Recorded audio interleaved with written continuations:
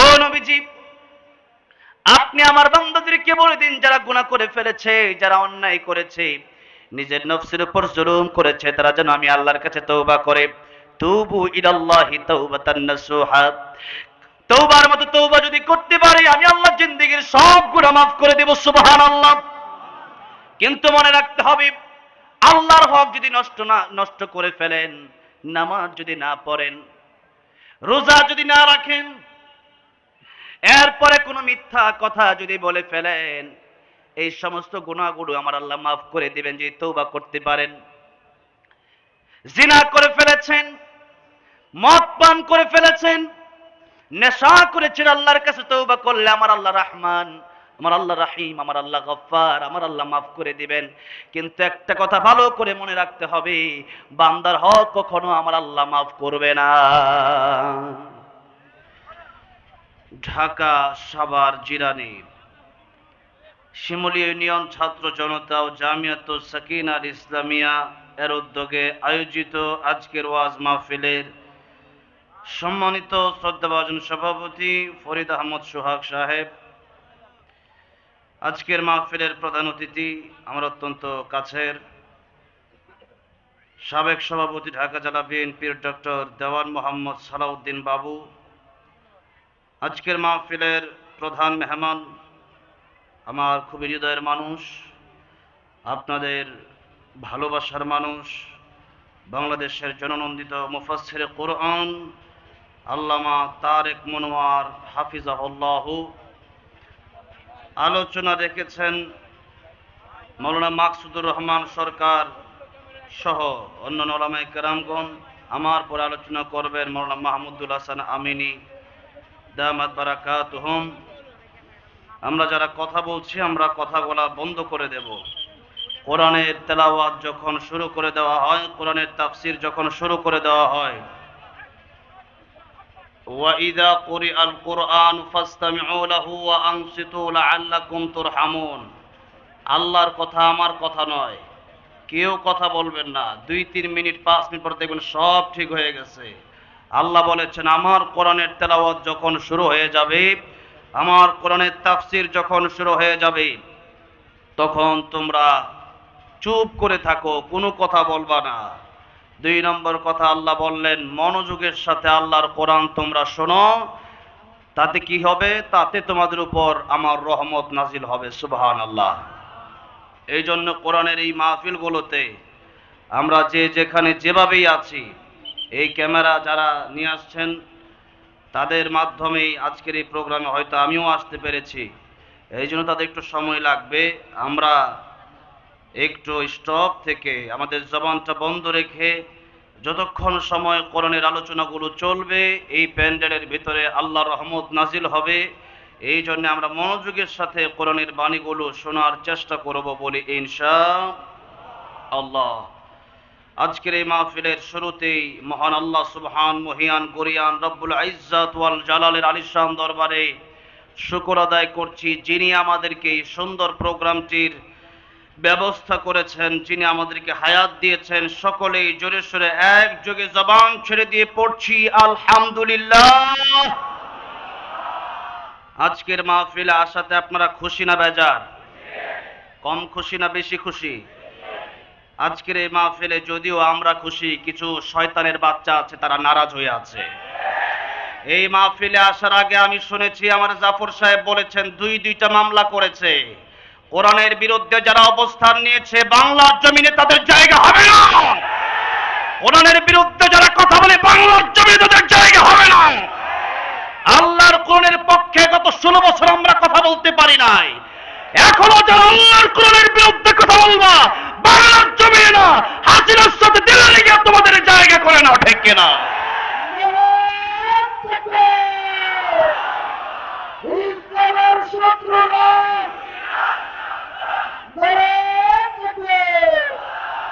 আমি মাহফিলে আসার আগেই শুনেছি, এই কোরআনের মাহফিল যারা করেছে তাদেরকে জঙ্গি ট্যাগ দেওয়া হয়েছে। যারা কোরআনের কথা বলে, যারা কোরআনের পথে চলে, এদেরকে জঙ্গি ট্যাগ দেয় কারা?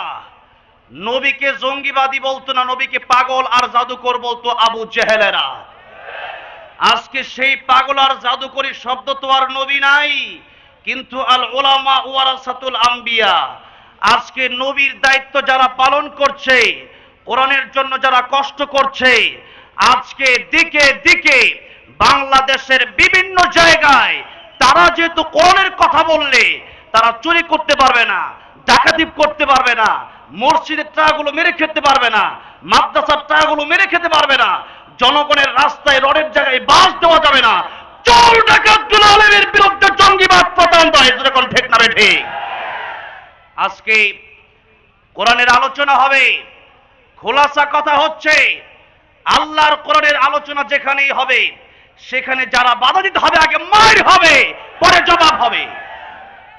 আজ বাংলাদেশে 16টা বছর ধরে আল্লামা সাইদি রহমতুল্লাহ আলাইকে 13টা বছর কারাগারে ঢুকায় রাখা হলো। আল্লামা মামুনুল হককে তিনটা বছর কারাগারে ভোগ করানো হলো। আলেমদেরকে ফাঁসি দেওয়া হলো। আজকে আমরা প্রতিবাদ করতে পারি নাই বলেই আল্লামা সাইদির আলোচনা থেকে আমরা দীর্ঘ 13টি বছর বঞ্চিত ছিলাম। এই জন্য যেখানেই জুলুম সেখানেই কি হবে? প্রতিবাদ হবে। বাংলাদেশের যে কোনো থানা আছে, প্রত্যেকটা থানার কাছে আমি বলবো, আমি তো অনেক থানার অনেক ওসি সাহেব ডিসি সাহেবকে আমি ভালো করেই চিনি, বাংলাদেশের প্রায় এমপি মন্ত্রীকে আমি ভালো করে চিনি। ওসি সাহেবরা আপনাদের কাছে যখন চিঠি লিখতে যায়, মামলা লিখতে যায়, সাবধানের সাথে মামলা নেবেন। যারা কোরআনের পক্ষে থাকে এদের বিরুদ্ধে যদি মামলার চিঠি নেন, আপনার অবস্থান ভালো হবে না, আপনার অবস্থান ঠিক থাকবে না, আপনি বিপদে পড়বেন। কোরআনের বিরুদ্ধে যারা অবস্থান নিয়েছে তারাই বিপদে পড়েছে, যুগের ইতিহাস সাক্ষী দেয়।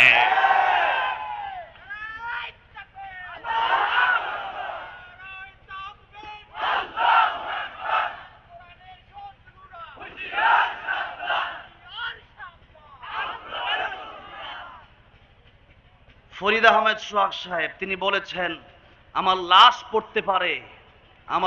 পড়তে পারে কিন্তু কোরআনের পক্ষে আমি থাকবই। কোরআনের পক্ষে যদি জীবন দিতে হয়, রাজি আছেন না নাই? কারা কারা রাজি আছেন হাত তুলে আল্লাহ দেখান। আল্লাহ কবুল করেন, হাত নামান। এতগুলো মানুষ বললেন, এটা কি মুখের কথা না অন্তরের কথা? আল্লাহ আমাদেরকে শহীদের মৃত্যু দান করেন, বলেন আমিন। শহীদের মৃত্যুর চাইতে সুন্দর কোনো মরণ নাই। উনি যে কথা বলেছেন এটা খুবই গুরুত্বপূর্ণ কথা, এটা নবীদের কথা, এটা সাহাবায়ে কেরামদের কথা, এটাই হচ্ছে প্রকৃত ইমানদারের কথা।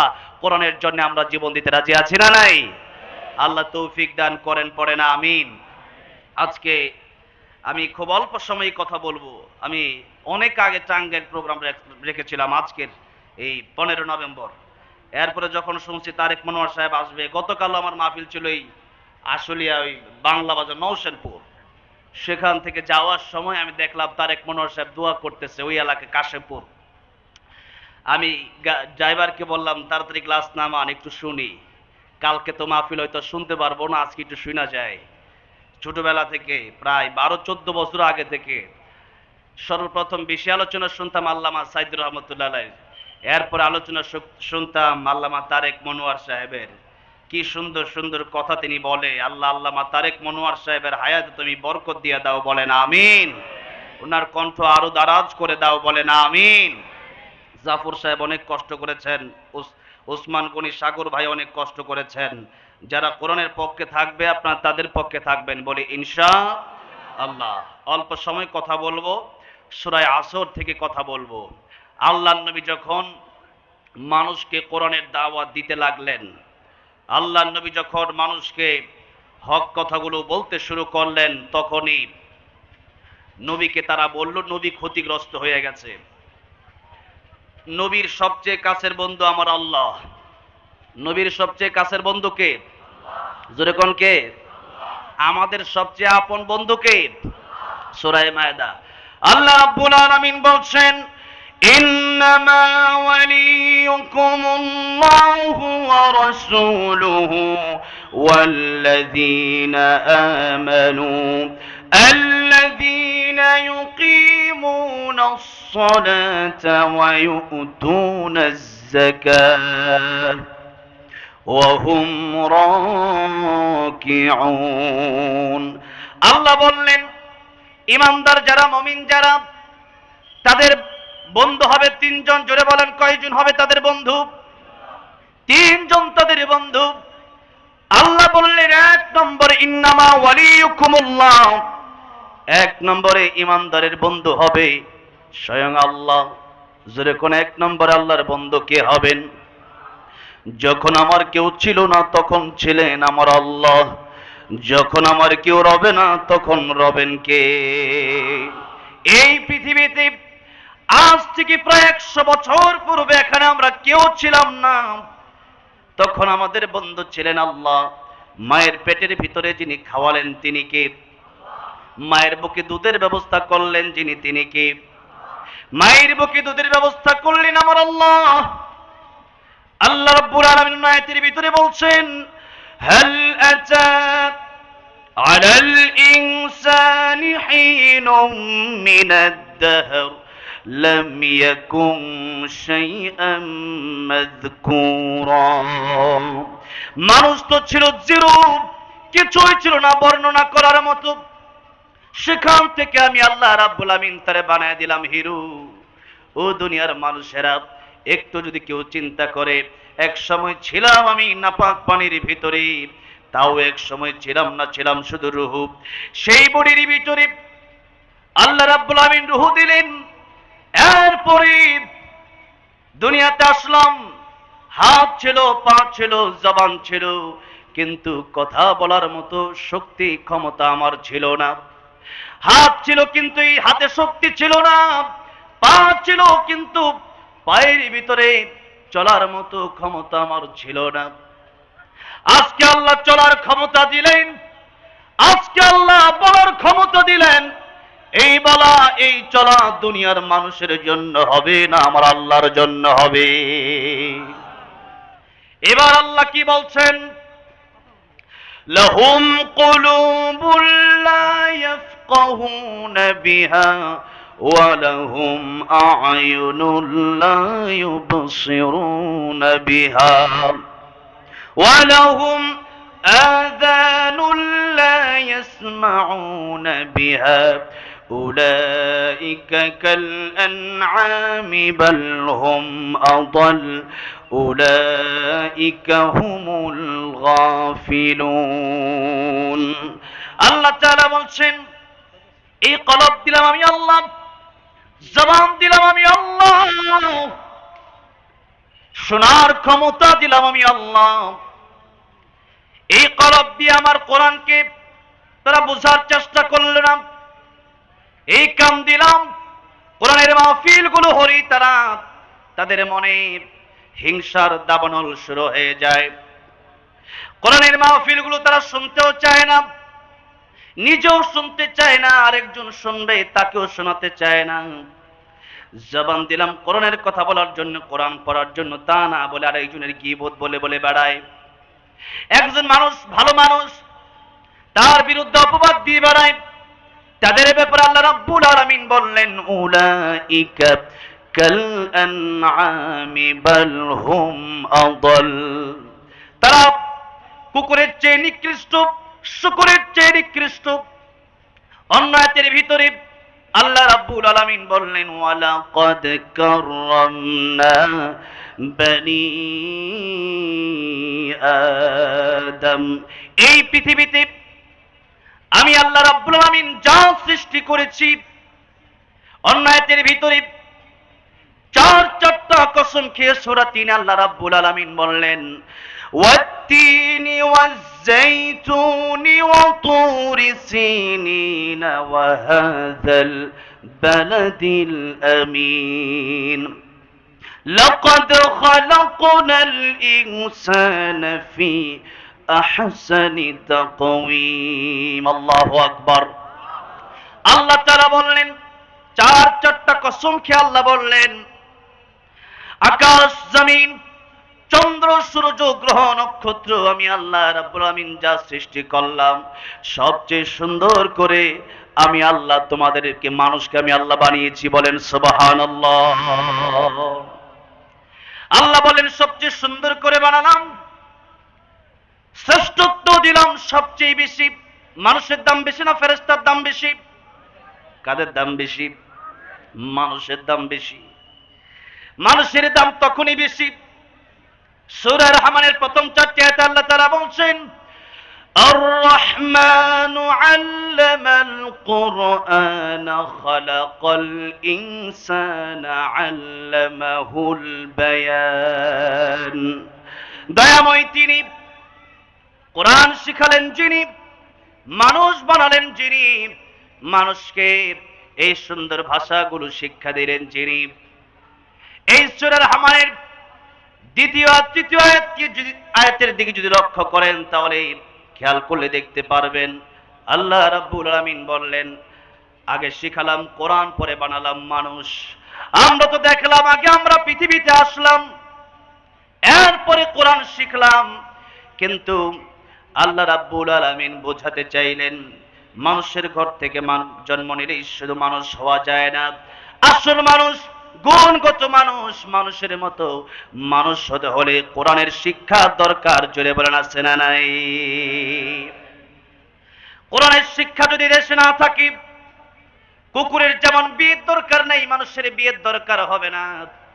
গরুর যেরকম বিয়ের দরকার নাই, মানুষের বিয়ের দরকার হবে না। মানুষ মানুষের হক মেরে নেবে। চুরি, ডাকাতি, ছিনতাই, হামলা, মামলা, মানুষের বিরুদ্ধে একজন আরেকজন লেগেই থাকা। কোরআনের এই আইন যদি চালু না থাকে তাহলে চুরি, ডাকাতি, হামলা, মামলা সব হবে। আর এই দেশের ভিতরে যেদিন থেকে শুধু আমরা মুখে মুখে বললেই হবে না, সংসদের ভিতরে যেদিন আল্লাহর কোরআনের আইন চালু হবে সেই দিনই বাংলাদেশ শান্তিতে বসবাস করতে পারবে বাংলাদেশের মানুষ। এই জন্য বাংলাদেশের সংসদে কোরআনের আইন পাস করার দরকার আছে না নাই? আজকে বাংলাদেশে কোরআনের সংসদে কোরআনের আইন আছে না নাই? হ্যাঁ, আছে। কালকে জিজ্ঞাসা করলাম আছে নাকি, কয় আছে। কই আছে? আল্লাহ যে বললেন আস-সারিকু ওয়াস-সারিকাতু ফাকতাউ আইদিয়াহুমা, চোর চুরি করবে তার হাত কেটে দাও। ছেলে হোক, মেয়ে হোক, পুরুষ হোক, মহিলা হোক, চুরি করলে হাত কেটে দাও। আর বিগত 16 বছরে আপনারা শুনেছেন কিনা জানি না, আমি শুনেছি বাংলাদেশে সবচাইতে সামান্য বিচার ছিল চোরের বিচার, হালকা বিচার ছিল চোরের বিচার। এটা কোনো ধর্তব্যই না। আর বিগত 16 বছরে সবচেয়ে কঠিন বিচার ছিল তাদের জন্য যারা এই কোরআনের ময়দানে আল্লাহর কোরআনের কথাগুলো বলেছে। তাদেরকে ফাঁসি দেওয়া হয়েছে, তাদেরকে জেল দেওয়া হয়েছে, গরুর রশি বেঁধে বেঁধে তাদেরকে টানা হয়েছে। ঠিক কিনা বলেন? সবচেয়ে কঠিন বিচার তাদেরকে করা হয়েছে। গত 16 বছর যদি আল্লাহর কোরআন দিয়ে দেশগুলো চালানো হতো, গত 16 বছর যদি যারা চুরি করেছে একটা চোরকেও যদি বাইতুল মাকরমের সামনে হাজার হাজার মানুষের সামনে পত্র পত্রিকায় দিয়া, এরপরে সময় টিভি, যমুনা টিভি সবগুলা নিউজকে নিয়ে যদি এরপরে ভিডিও সহকারে একটা হাত কেটে দেওয়া হতো, এই দেশে চুরি বন্ধ হয়ে যেত। আজকে চোরের কোনো বিচারই ছিল না, ডাকাতের কোনো বিচার নাই। এদিকে ডাকাতিও করে, ওইদিকে ওসি সাহেবের সাথেও তলে তলে টেবিলে মারে, সবই আছে। পুলিশ কয় ঠিক আছে জেলে নিতেছি, জেলে নিয়ে যায়, 3 দিন পরে আবার চোর ডাকাত হইয়া বের হয়ে আসে না নাই? অথচ আল্লাহর কোরআনের কথা বলার কারণে মানুষ আল্লাহর ওলি হয়ে যায়। কি হয়ে যায়? আল্লাহর ওলি হয়ে যায়। ফুজাইল ইবনে আয়াজ রাহমাতুল্লাহ আলাইহি ডাকাতি করে, ডাকাতি করার পর রাস্তা দিয়ে হেঁটে যাচ্ছে গভীর রজনীতে। রাস্তার কিনারা থেকে কোন এক ঘর থেকে আল্লাহর কোরআনের একজন হাফেজ কোরআন শরীফ তেলাওয়াত করতেছে। আলাম ইয়ানি লিল্লাযীনা আমানু আন তাখশা কুলুবুহুম লিযিকরিল্লাহ। ওই ইমানদারেরা, এখনো যারা চুরি করো, এখনো যারা ডাকাতি করো, এখনো যারা জেনা করো, এখনো যারা গুনাহ করো, মরতে কি হবে না? একদিন কি ওই কবরে যেতে হবে না? আল্লাহর সামনে কি একদিন দাঁড়াতে হবে না? আল্লাহর ভয় কি তোমাদের অন্তরে আসে না? যেই মাত্র আয়াত শুনেছে ফুজাইল ইবনে আয়াজ রাহমাতুল্লাহ আলাইহি ডাক দিলেন কারি সাহেবকে, কারি সাহেব দরওয়াজা খোলেন। দরওয়াজা খুলে কারি সাহেব তাকায় দেখতেছেন ফুজাইল ইবনে আয়াজ সারা রাত ডাকাতি করেছে। ডাকাতি করার পর সব মালামাল গোলা নিয়ে রক্ত চক্ষু নিয়ে কারি সাহেবের বাড়ির সামনে এসে উপস্থিত হয়ে গেছে। কারি সাহেব ডাক দেবেন, আপনি আমার বাড়ির সামনে? ফুজাইল ইবনে আয়াজ ডাক দিয়ে বললেন, কারি সাহেব, কোরআনের যে তেলাওয়াত আপনি করেছেন ওই তেলাওয়াতটা একটু আমাদেরকে আবার শোনাবেন। কারি সাহেব বাবলু তেলাওয়াত শোনাবে আর মনে হয় তারে ছুরি দিয়া ফাড় দেবে।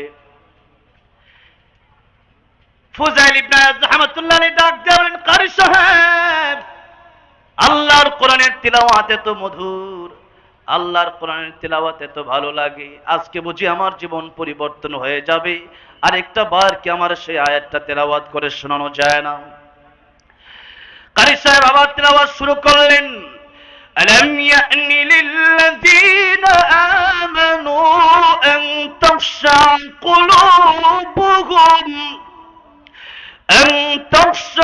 কুলুবুহুম লিযিকরিল্লাহ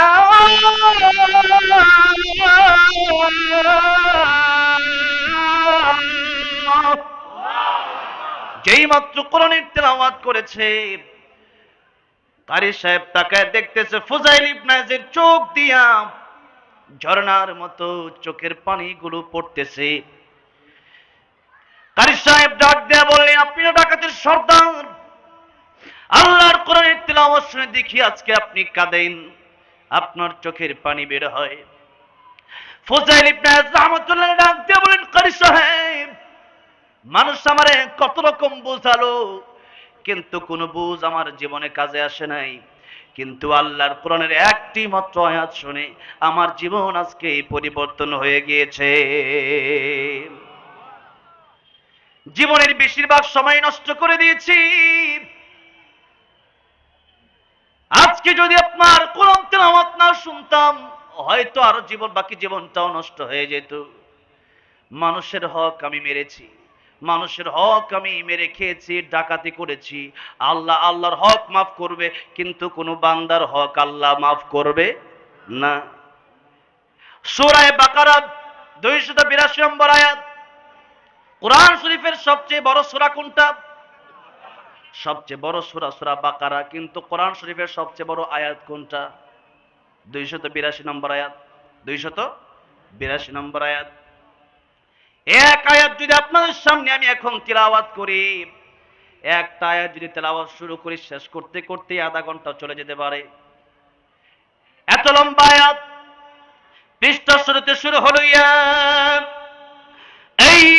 আইয়ুহাল্লাযীনা আমানু ইযা তাদায়ানতুম বিদাইনিন ইলা আজালিম মুসাম্মান ফাকতুবু। এই যে আয়াত শুরু হলো, পুরো পৃষ্ঠা মাত্র একটা আয়াত, আয়াত শেষ হলো ওয়াল্লাহু বিকুল্লি শাইইন আলীম।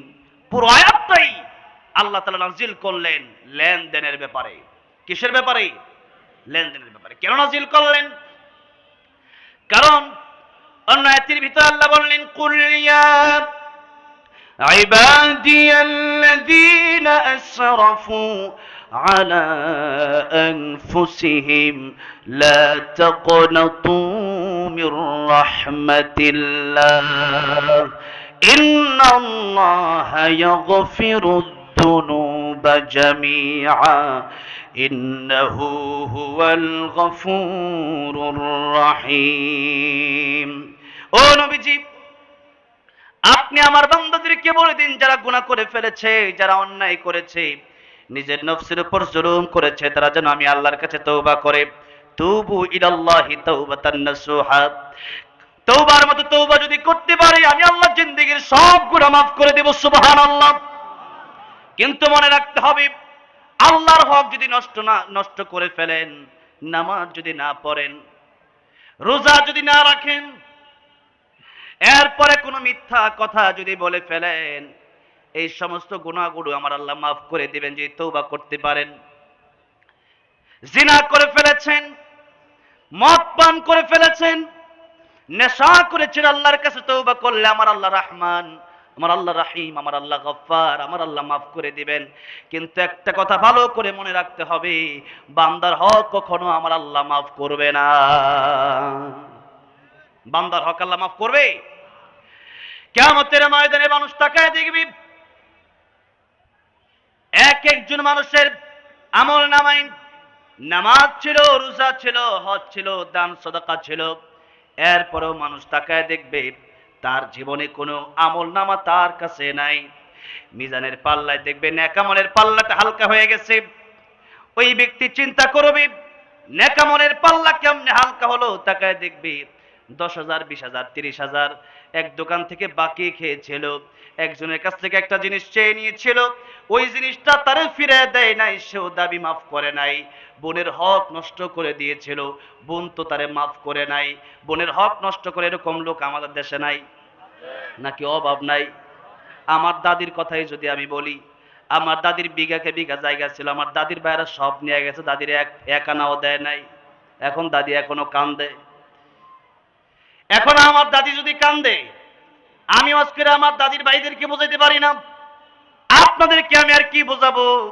তবে একটা দায়িত্ব আমার আছে, ফাযাক্কির ইন্নামা আনতা মুযাক্কির লাস্তা আলাইহিম বিমুসাইতির। আল্লাহ বললেন নবীজি আপনার দায়িত্ব হলো আপনি মানুষকে উপদেশ দেন, আপনি মানুষকে কোরআনের ওয়াজ শোনান। কোরআনের আলোচনা শোনার কারণে মানুষ ভালো হবে, তাদেরকে পিটালে ভালো হবে না, পিটানোর কারণে মানুষ ভালো হয় না, বরং আরো খারাপ হয়ে যায়। ঠিক কিনা বলেন? কিন্তু আল্লাহর কোরআনের কারণে দাওয়াত ও তাবলীগিয়া অসংখ্য অগণিত চোর ডাকাত আল্লাহর ওলি হয়েছে, এরকম ঘটনা আছে না নাই? এই জন্য বলতে চাই, যত ওয়াজ শুনবেন এগুলো ভালো করে বাড়িতে নিয়ে যান। এগুলো এখানে রেখে গেলে ওয়াজের কোনো লাভ নাই, ওয়াজ বাড়িতে নিয়ে যান। আর যদি আপনি বাবা হয়ে থাকেন, ছেলেকে জায়গা দিয়ে দিলেন, মেয়েকে জায়গা দিলেন না, মেয়ের জায়গা ছেলেকে দিয়ে দিলেন। ছেলেকে দেওয়ার পর এই মেয়েটাকে বললেন তোমার জন্য দোয়া করে দিলাম। আপনি বাবা হয়ে তো এই কথা বলতে পারেন না, হক তো আপনি দিবেন না। হক দিয়েছেন কে? হক দিয়েছেন কে? হক দিয়েছেন আল্লাহ। আপনি কিসের দোয়া করবেন? দোয়া তো আপনি বাবা মা হিসাবে করবেন, এমনি করবেন। জোরে ঠিক, সে ঠিক না? ঠিক। দোয়া তো আপনি এমনি করবেন, তবে আগে তার হক দেওয়ার পরে তার জন্য দোয়া করতে হবে। ঠিক কিনা? হক দেওয়া নাই, বড় ভাই হয়েছেন, বছরকে বছর বোনের জমি ঘোরাচ্ছেন, বোনের জমি দেন না, কোনো টেনশন নাই। যদি কোনো বোনের আসে আপনাদের কোনো টেনশন নাই। এই দুনিয়াতে টাকার গরমে হয়তো বিচার হয় না, কিয়ামতের ময়দানে ইনসাফের বিচার আমার আল্লাহ কায়েম করবেন কি করবেন না? মানুষের হকের কারণে অনেক ইবাদত করেছেন, হজ করেছেন, যাকাত দিয়েছেন, এত ইবাদত কিয়ামতের ময়দানে কাজ আসবে না যদি মানুষের হক মেরে খান, মানুষের বিরুদ্ধে গীবত করেন। এই জন্য মানুষের হক আমার আল্লাহ মাফ করবে না। ফুজাইল ইবনে আয়াজ রাহমাতুল্লাহ আলাইহি চিন্তা করলেন, এত বড় অন্যায় আমি করেছি, এত বড় অপরাধ আর করেছি, যেই অপরাধ আমার আল্লাহ মাফ করতে পারে না। এই জন্য মানুষের হক নিয়ে নিলে পরে আবার তার হক ফেরত দিতে হবে, অথবা তার কাছ থেকে ক্ষমা নিতে হবে, তবেই আপনার আল্লাহ মাফ করবে। এছাড়া মাফ পাওয়ার কোনো সুযোগ নাই। আমার ভাইরা, আমার বন্ধুরা, আমার মুরব্বী বাবাজিরা, বলতেছিলাম আল্লাহ রাব্বুল আলামিন বললেন, ও দুনিয়ার মানুষেরা, এক নম্বরে তোমাদের বন্ধু হলাম আমি আল্লাহ, দুই নম্বরে ওয়া রাসূলুহু, দুই নম্বরে তোমাদের বন্ধু হবে আমার রাসূল। দুই নম্বরে আমাদের বন্ধু কে হবেন? আল্লাহর রাসূল। যেই নবীর কারণে ইসলাম পেয়েছি, কোরআন পেয়েছি, দিন পেয়েছি, সেই নবী আল্লাহর পরে আমাদের বন্ধু। এই জন্য নবী বললেন, লা ইউমিনু আহাদুকুম হাত্তা আকুনা হাব্বা ইলাইহি মিন ওয়ালিদিহি ওয়া ওয়ালাদিহি ওয়ান নাসি আজমাইন। তোমাদের জীবনের চাইতেও বেশি আমি নবীকে ভালোবাসতে হবে। রাজি আছেন না নাই? নবীকে জীবনের চাইতে বেশি ভালোবাসার দরকার আছে না নাই? এই জন্য বাংলাদেশে দেখবেন ব্যক্তিগত আক্রমণ আসলে আমরা অনেক সময় চুপ করে থাকি, আমরা কথা বলি না, প্রতিবাদ করি না। কিন্তু বাংলার জমিনে আল্লাহ রাসূলের বিরুদ্ধে কথা বললে জিহ্বা টেনে ছেঁড়া হবে, ছাড় দেওয়া হবে না মুসলমান। আল্লাহর নবীর বিরুদ্ধে কথা বললে আর চুপ থাকা যায় না। আবু বকর সিদ্দিক রাদিয়াল্লাহু আনহু, আল্লাহ যখন এই আয়াত নাজিল করলেন সূরা হাদীদের, মান দাল্লাযী ইউকরিদুল্লাহা করদান হাসানা, কি আসো আমি আল্লাহরে ঋণ দিবা, আল্লাহরে ঋণ দিবেন, আল্লাহরে ঋণ দিব মানে আল্লাহ কি ফকির নাকি? হ্যাঁ, এখন আল্লাহরে ঋণ দিব মানে ঋণ তো আল্লাহ চাইলেন মানে আমার মসজিদে দাও, মাদ্রাসায় দাও, গরিব দুঃখীকে দাও, এটাই আমি আল্লাহকে দেওয়া হবে। আমি আল্লাহ রাব্বুল আলামিন তোমাকে এর উত্তম প্রতিদান দান করব, সুবহানাল্লাহ।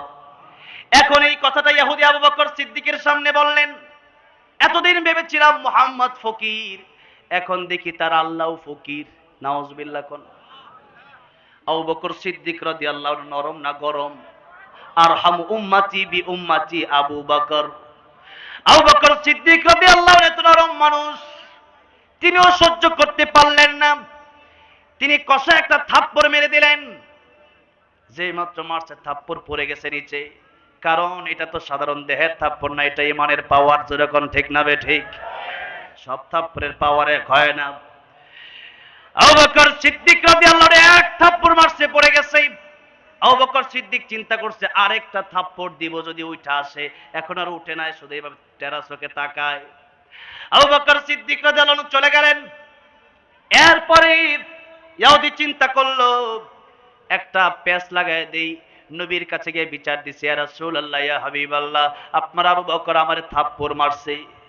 নবী বলেন, আবু বকর মনে হয় থাপ্পড় দেয় নাই, কারণ আরহামু উম্মতি বি উম্মতি আবু বকর, আমার আবু বকর তো বড় নরম মানুষ।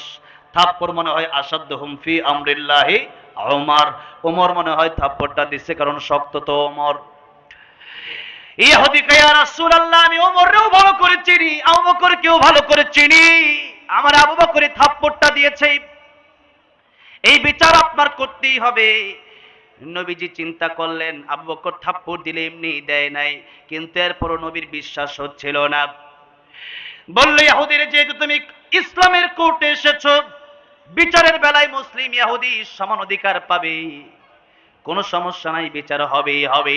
এমন সময় আবু বকর সিদ্দিক রাদিয়াল্লাহু সামনে আসলেন, ইয়া রাসূলুল্লাহ, ইয়া হাবিবাল্লাহ, আপনি আমারে একবার অনুমতি দেন, তার আরেকটা থাপ্পড় আমি দেই।